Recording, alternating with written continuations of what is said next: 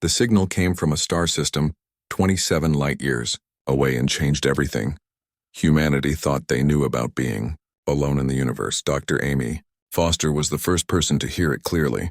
Through the massive radio telescopes orbiting Earth, she had been searching for patterns in cosmic noise for 15 years. When the mathematics hit her like lightning, the signal was artificial, complex, and undeniably intelligent. Captain Lisa Martinez received the emergency briefing at 3 in the morning while the rest of Earth slept. The United Earth Federation had been preparing for this moment since humans first looked up at the stars and wondered if anyone was looking back.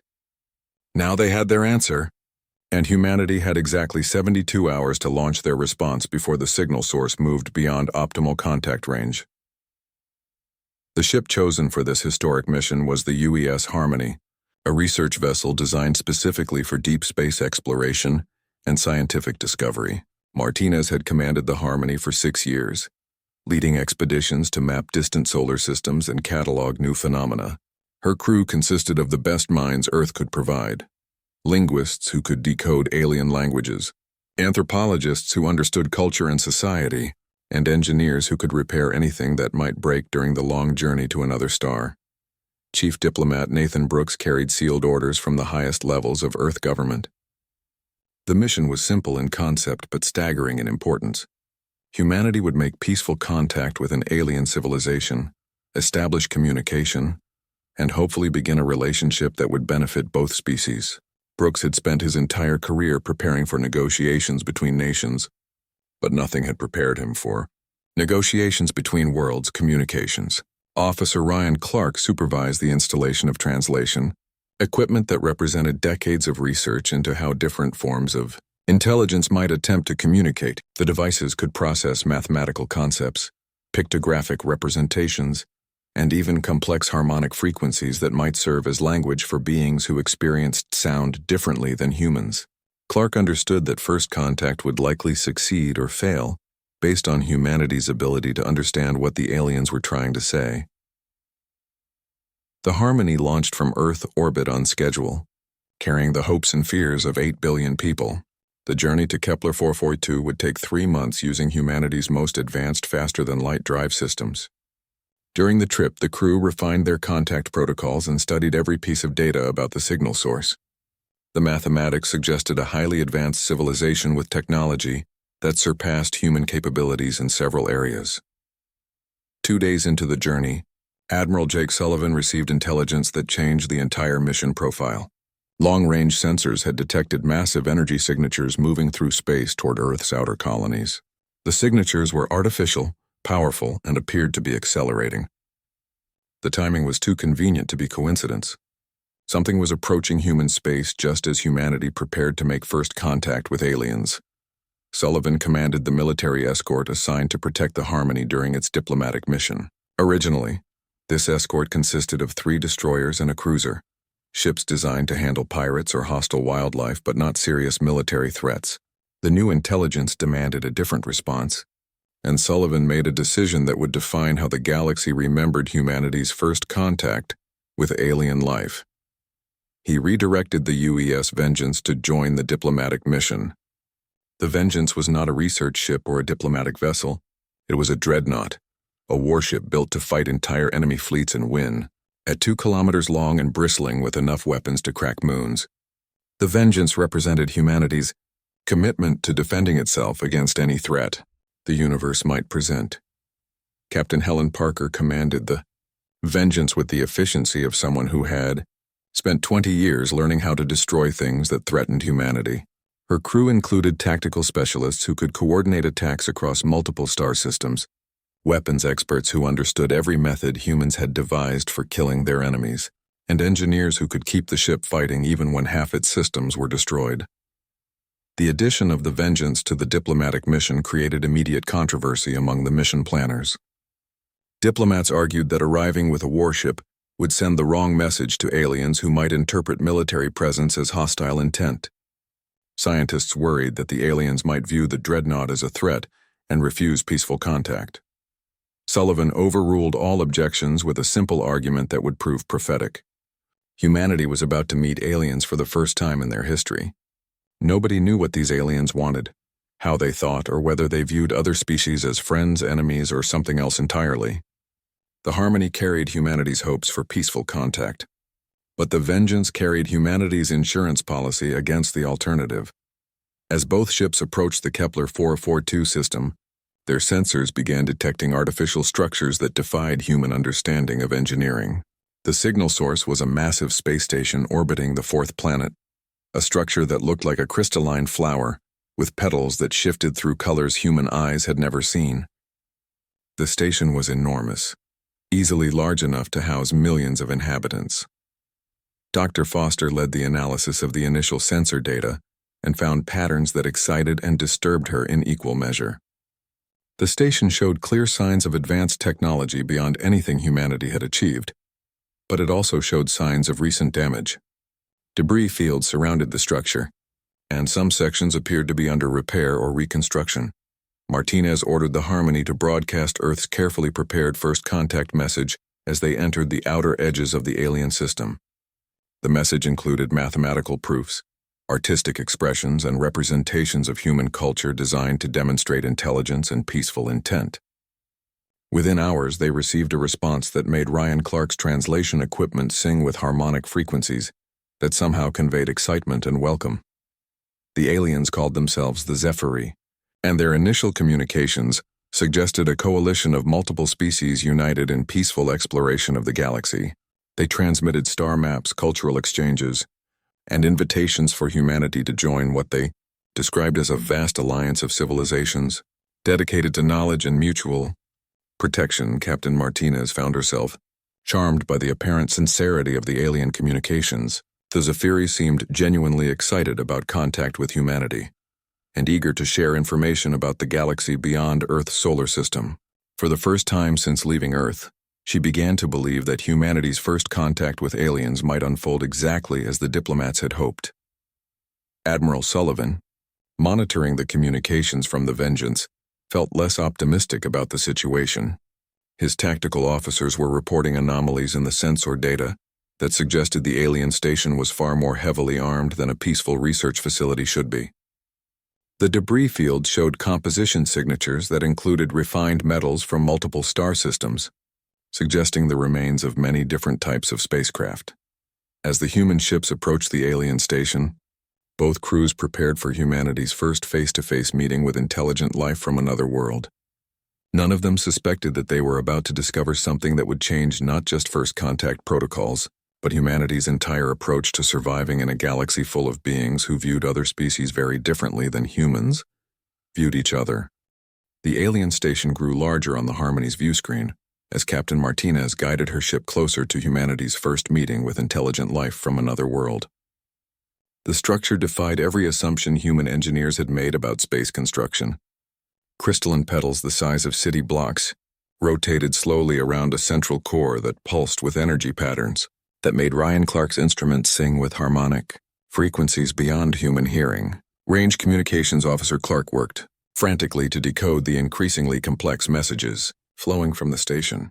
The Zephyri had moved beyond simple mathematical sequences to what appeared to be cultural exchanges. They transmitted artistic patterns, musical compositions, and three-dimensional geometric forms that somehow conveyed concepts Clark's translation software could barely interpret. Each message seemed designed to demonstrate intelligence, creativity, and peaceful intentions. Dr. Foster analyzed the biological data included in the alien transmissions and found herself fascinated by what she discovered. The Zephyri appeared to be a coalition of 12 different species, each contributing unique perspectives and capabilities to their civilization. The transmissions included detailed anatomical information, suggesting beings that range from aquatic creatures with natural sonar abilities to energy-based life forms that existed partially outside normal spacetime. Chief Diplomat Brooks studied the political and social structures the Zephyri described in their cultural exchange packages. Their civilization seemed based on voluntary cooperation between species who had chosen to share knowledge and resources for mutual benefit.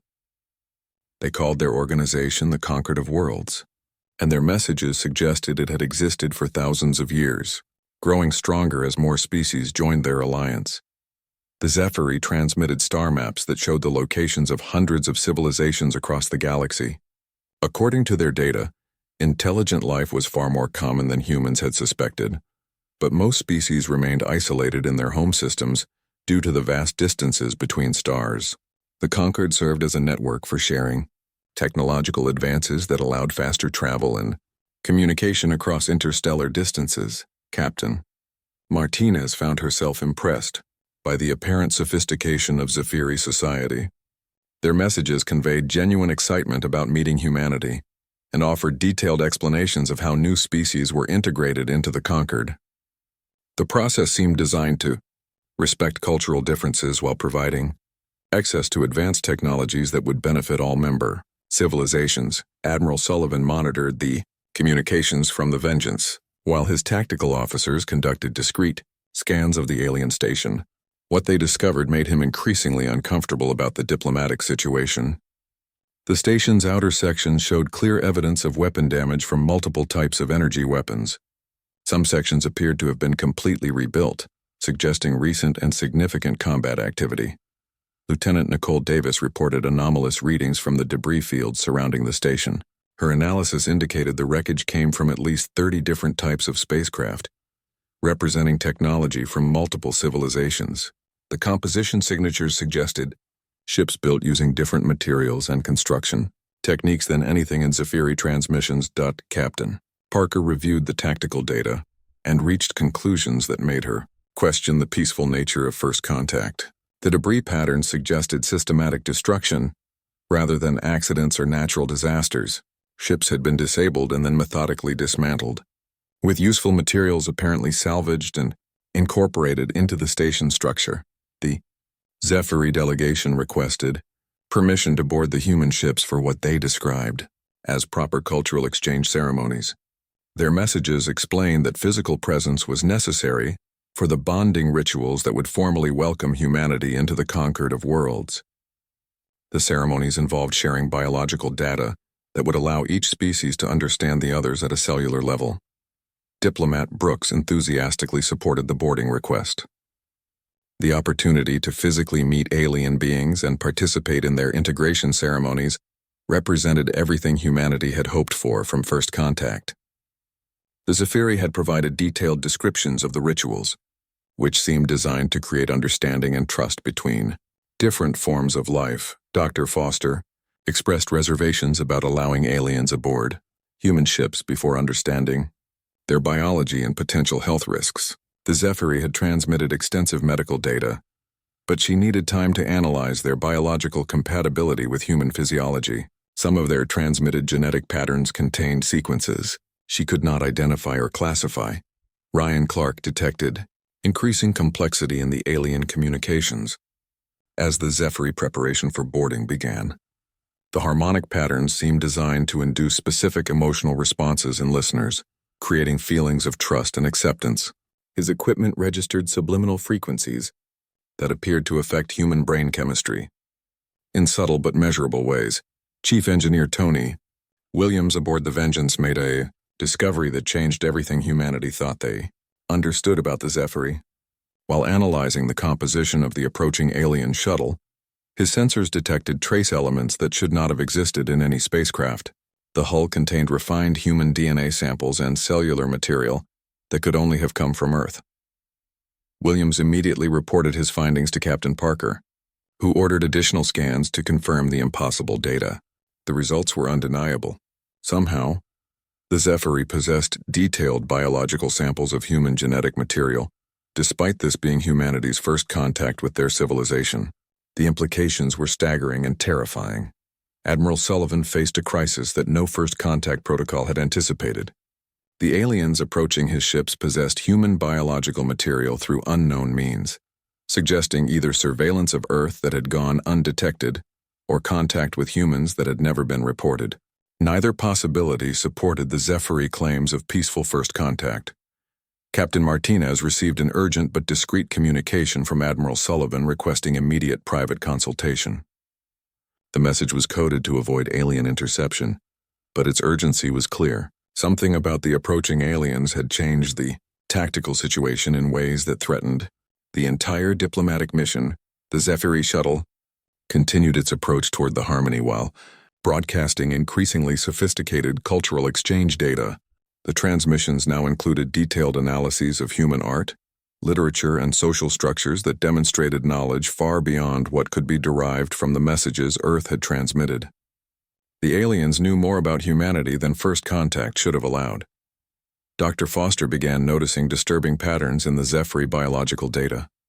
While they claimed to be a coalition of 12 species, their genetic information showed evidence of incorporation from hundreds of different life forms.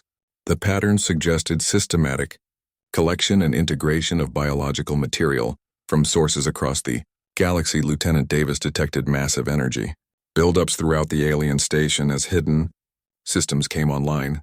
The readings indicated weapons and defensive systems far more advanced than anything the Zephyri had mentioned in their peaceful communications. The station was preparing for something that did not match their diplomatic messages. Communications. Officer Clark realized that the harmonic frequencies in Zephyri transmissions were becoming more intense and focused. His equipment showed that the signals were now specifically targeting human brain chemistry, inducing increased levels of trust and reducing critical thinking abilities. The aliens were actively manipulating human emotional responses. As the alien shuttle prepared to dock with the Harmony, both human ships faced a first contact situation that bore no resemblance to the peaceful diplomatic meeting humanity had planned. The Zephyri possessed secrets about human biology, demonstrated knowledge of Earth that should not have existed, and showed capabilities that suggested their peaceful intentions might be carefully constructed deception, designed to achieve goals they had not revealed to their new human friends. The Zephyri boarding party stepped through the airlock of the Harmony with movements that seemed both graceful and predatory. Captain Martinez welcomed the aliens with formal diplomatic protocols while trying to hide her growing unease about the situation. The beings appeared humanoid but wrong in ways that made her skin crawl. Their proportions shifted slightly when viewed from different angles, as if their bodies were not entirely fixed in normal space. Dr. Foster conducted the required medical scans of the alien visitors and discovered horrors that challenged everything she understood about biology. The Zephyri bodies contained genetic material from dozens of different species, woven together in patterns that should have been impossible. Their cellular structure included DNA sequences from beings that lived in water, others that breathed methane, and some that existed as pure energy. The aliens were not a single species or even a coalition of species working together. They were something far more disturbing. Lieutenant Davis monitored communications from the Vengeance and intercepted fragmentary transmissions from deep within the alien station. Her advanced decryption software broke through the Zephyri communication barriers and revealed conversations that made her blood turn cold. The aliens discussed humanity using terms that translated as preparation, integration, and harvesting. They were not interested in diplomatic relations with humans. They were planning something that involved consuming human civilization entirely. The intercepted communications revealed the true nature of the conquered of worlds.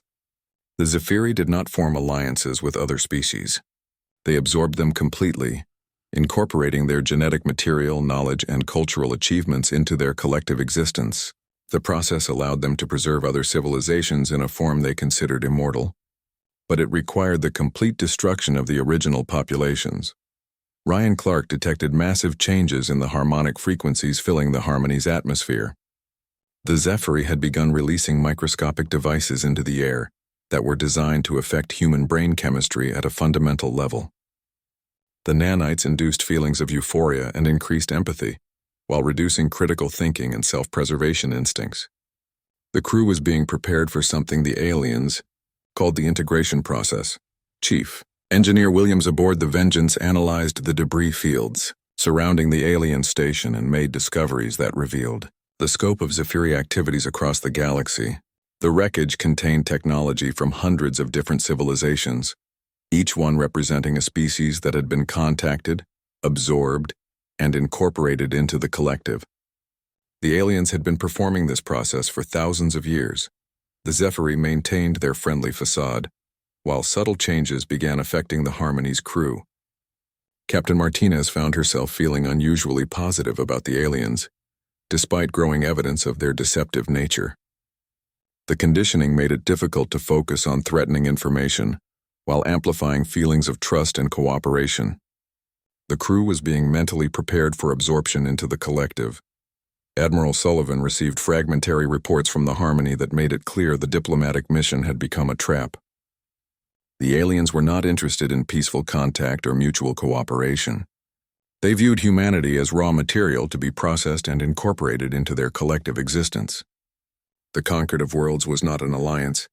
It was a method for systematic genocide disguised as cultural exchange. Commander Steve Johnson detected energy buildups throughout the alien station that indicated massive weapon systems coming online. The Zephyri were preparing to disable both human ships and begin the harvesting process that would eliminate humanity as an independent species. The aliens had performed this operation countless times before and expected it to proceed without resistance. Dr. Foster struggled against the mental conditioning. While analyzing the nanites affecting her crew, human neural patterns seemed to resist the alien devices longer than expected, suggesting that humanity's capacity for individual thought and creative chaos made them more difficult to process than previous species.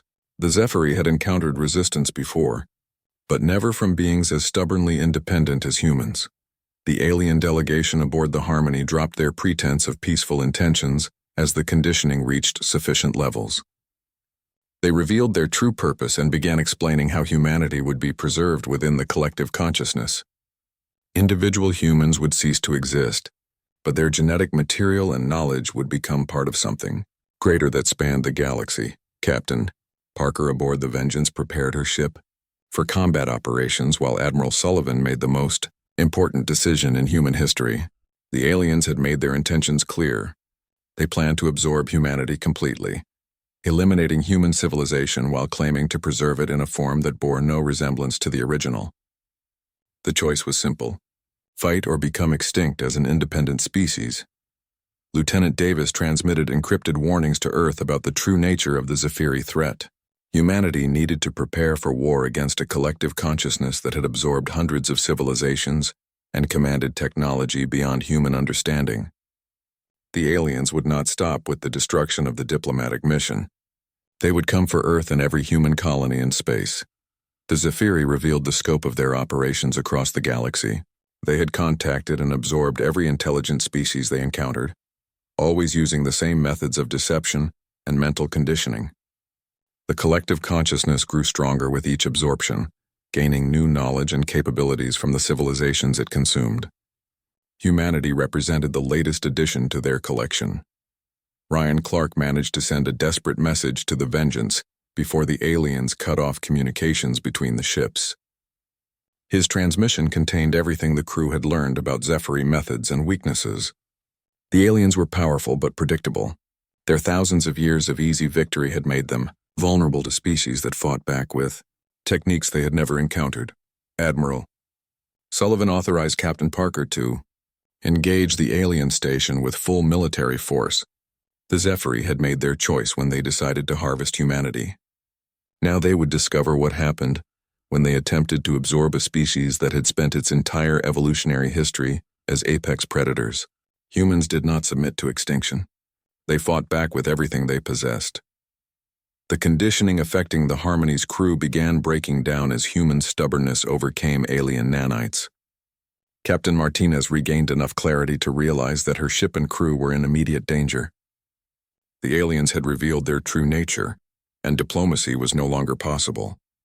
The choice was simple: fight for survival or become part of something that would eliminate humanity from the universe. Dr. Foster discovered that human resistance to the conditioning came from the same neurological patterns that made humans unpredictable and creative. The Zephyri collective consciousness was designed to absorb species that thought in logical, predictable patterns. Humans thought in ways that defied logic and embraced chaos. The aliens had attempted to harvest something they could not fully understand or control. As weapon systems activated throughout the alien station, both human ships prepared for the battle that would determine whether humanity survived as an independent species or became another entry in the Zephyri collection of absorbed civilizations. The aliens expected easy victory over beings they viewed as primitive and unprepared. They were about to discover that humans had spent millions of years learning how to kill anything that threatened their existence. The crew of the Harmony fought back against the alien conditioning through sheer human stubbornness that surprised even themselves. Dr. Foster discovered that human neural patterns contained chaotic elements that resisted the Zephyri nanites more effectively than the aliens had expected. While other species had submitted to absorption within hours, humans maintained individual consciousness through determination that bordered on insanity. Captain Martinez regained enough mental clarity to realize that her ship was trapped inside an alien facility designed to process entire civilizations. The Harmony's engines were being systematically disabled by Zephyri technology, while her crew underwent mental conditioning that would make them willing participants in their own extinction. She activated emergency protocols that would transmit everything they had learned about the aliens back to Earth. Communications. Officer Clark managed to establish a brief connection with the Vengeance before the Zephyri cut off all external transmissions. His message was simple and desperate. The aliens were not diplomats seeking peaceful contact. They were harvesters who had eliminated hundreds of civilizations using exactly the same methods they were now applying to humanity. The human species faced complete extinction disguised as cultural exchange. Admiral Sullivan received Clark's transmission and made the decision that would define humanity's place in the galaxy for centuries to come. The Zephyri had chosen to view humans as livestock ready for processing. They would discover that humans were predators who had climbed to the top of Earth's food chain by eliminating everything that threatened their survival. The aliens wanted to harvest humanity. Instead, they would face total war. Captain Parker aboard the UES Vengeance prepared her ship for combat operations that would demonstrate why humanity had survived every natural disaster, climate change, and extinction event Earth could produce. The Vengeance was not a diplomatic vessel or a research ship. It was a warship designed to fight entire enemy fleets and destroy anything that threatened human existence. The Zephyri were about to discover what humans did to species that tried to make them extinct. The battle began with the Vengeance opening fire on the alien station, using every weapon system simultaneously. Plasma cannons designed to crack planetary defense shields unleashed concentrated fire that turned sections of the crystalline structure into expanding clouds of superheated gas. Kinetic bombardment systems that could level cities fired projectiles that struck with the force of nuclear explosions. Lieutenant Davis coordinated the assault with surgical precision that targeted the station's processing centers where hundreds of civilizations had met their end. The Zephyri had built their facility to disable and capture ships from species that approached peacefully. They had no defenses against weapons designed by a species that viewed warfare as the ultimate expression of survival instinct. The alien station's defensive systems activated in response to the human attack, but they were designed to disable rather than destroy incoming threats. Energy fields that could shut down ship systems harmlessly deflected off the Vengeance's military-grade shields. Tractor beams that could hold a research vessel found no purchase against engines designed to break free from planetary gravity wells while under enemy fire. Commander Johnson directed the tactical assault while Chief Engineer Williams pushed the Vengeance's systems beyond safe operational parameters. Power flowed from life support to weapons systems as the crew operated in emergency conditions. The ship's corridors filled with smoke and sparks. But every human aboard understood that their survival depended on eliminating the threat completely. The Zephyri collective consciousness struggled to comprehend what was happening to their processing station. For thousands of years they had contacted peaceful civilizations that approached with curiosity and hope. They had never encountered a species that responded to first contact by attempting to destroy everything in the star system. Human tactical thinking operated on principles the collective had never experienced. Quantum torpedoes tore holes in space-time itself as they struck the alien station's central core. The weapons were experimental technology that humanity had developed for use against theoretical enemies too powerful to defeat with conventional weapons. The Zephyri had forced humans to deploy capabilities they had hoped never to use in actual combat. The station's crystalline petals shattered under the relentless bombardment as internal explosions spread throughout the structure. Processing facilities that had absorbed entire civilizations were systematically destroyed by weapons that showed no mercy to anything that threatened human survival. The Vengeance demonstrated why humanity had named their warships after concepts like vengeance, fury, and retribution. Captain Martinez and her surviving crew fought their way to escape pods as the Harmony was caught in the destruction of the alien station. The research ship had never been designed for combat, but her crew showed the same stubborn refusal to surrender that characterized their entire species. They would survive to tell Earth what they had discovered about the true nature of first contact with alien civilizations. Dr. Foster transmitted her research data about Zephyri biology and technology to the Vengeance while the station collapsed around them. Her analysis of the alien collective consciousness revealed critical weaknesses that future human forces could exploit. The Zephyri were powerful but predictable. Their thousands of years of easy victory had made them vulnerable to chaotic human tactical thinking. The alien collective consciousness attempted to negotiate as their station died around them. They offered to release humanity from the integration process in exchange for cessation of hostilities. Admiral Sullivan's response was transmitted on frequencies that would reach every Zephyri facility in the galaxy. Humanity did not negotiate with species that attempted genocide. They eliminated such threats completely. Lieutenant Davis detected massive energy signatures throughout the star system as the destruction of the processing station triggered automated responses from hidden Zephyri installations. The aliens had prepared for the possibility of resistance, but their contingency plans assumed they would face primitive weapons and desperate last stands. They had not prepared for weapons that could destroy their facilities faster than they could respond. The battle lasted 18 minutes from first shot to final explosion. The Zephyri station that had stood for millennia as a monument to successful genocide became an expanding cloud of debris and superheated plasma. Every system designed to process civilizations was systematically destroyed by weapons that left nothing intact for potential recovery or analysis.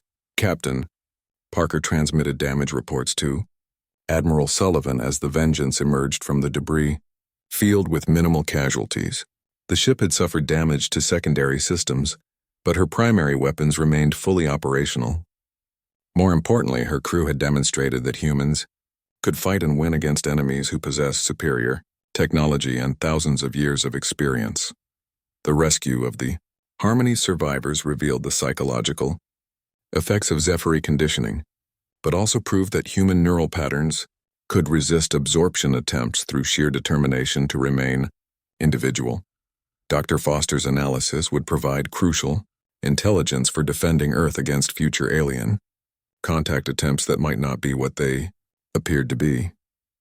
As the human ships prepared to return to Earth, long-range sensors detected energy signatures throughout the galaxy that indicated other Zephyri installations responding to the destruction of their processing station. Humanity had won the first battle, but the war for survival was just beginning. The aliens now knew that humans would fight back with devastating effectiveness against any attempt to eliminate their species from the universe. The aftermath of the battle left the Kepler 442 system filled with debris that had once been a monument to alien genocide. Captain Martinez floated in the medical bay of the Vengeance, while Dr. Foster treated the psychological effects of Zephyri conditioning on the surviving crew of the Harmony. The nanites had been purged from their systems, but the mental scars would take months to heal completely. Admiral Sullivan studied the intelligence data recovered from the destroyed alien station and realized that humanity had stumbled into a galactic war that had been raging for thousands of years. The Zephyri collective consciousness operated processing stations throughout the galaxy, each one designed to absorb entire civilizations under the pretense of peaceful contact.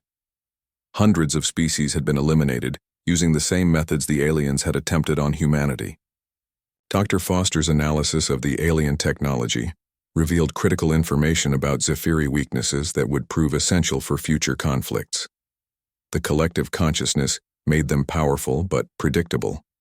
Their shared awareness allowed perfect coordination, but eliminated the creative chaos that made human tactical thinking so effective. They could not adapt quickly to enemies who fought using methods they had never encountered. Captain Parker received damage reports from her engineering teams and found that the Vengeance had emerged from combat with minimal casualties and repairable damage.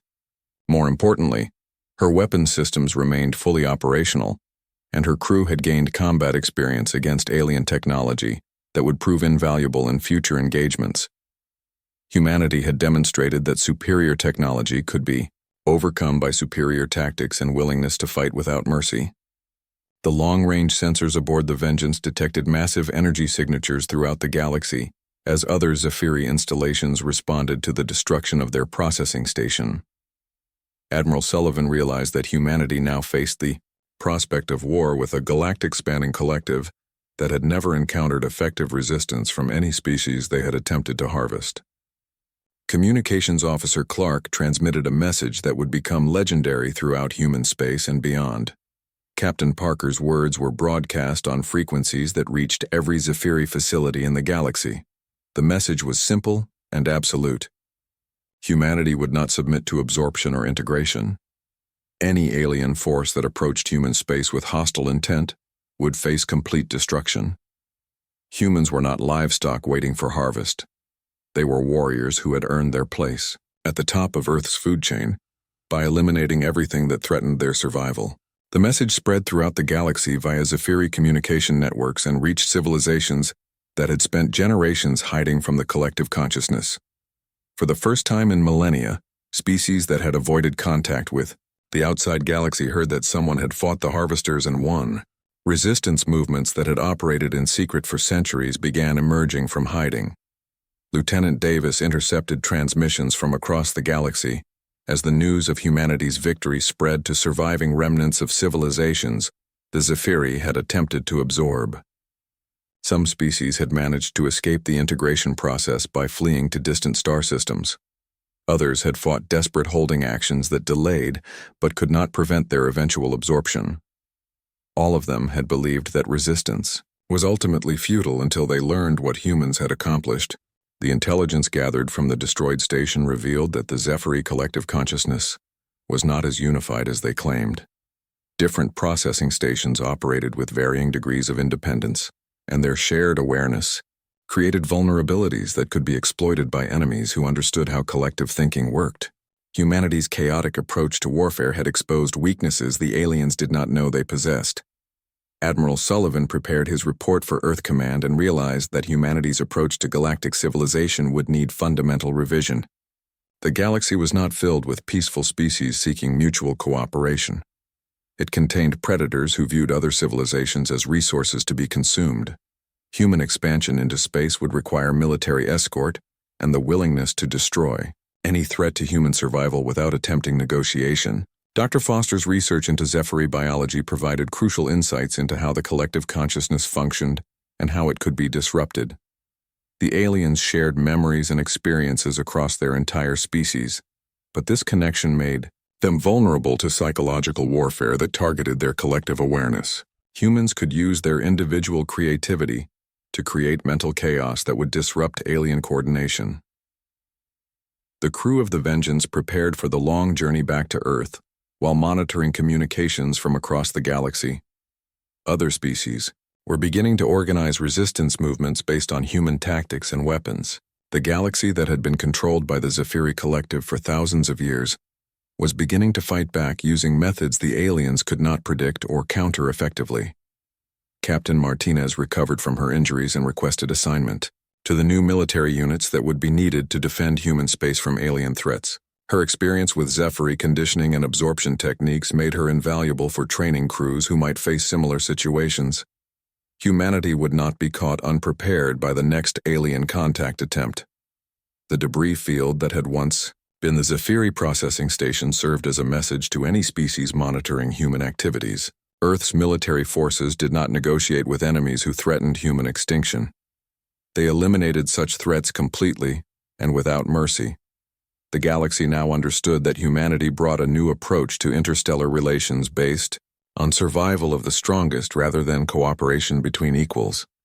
Engineer Williams analyzed the alien technology recovered from the station and found that much of it could be adapted for human use. The Zephyri had absorbed hundreds of civilizations and incorporated their technological advances into their collective knowledge.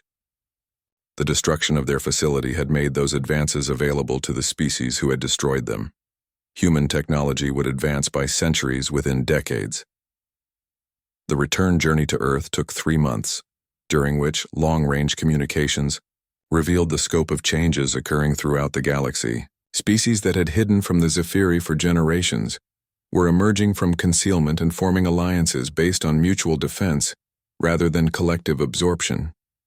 The galaxy was reorganizing itself around the principle that species had the right to exist independently without fear of elimination. Admiral Sullivan's final report to Earth Command established new protocols for human expansion into space.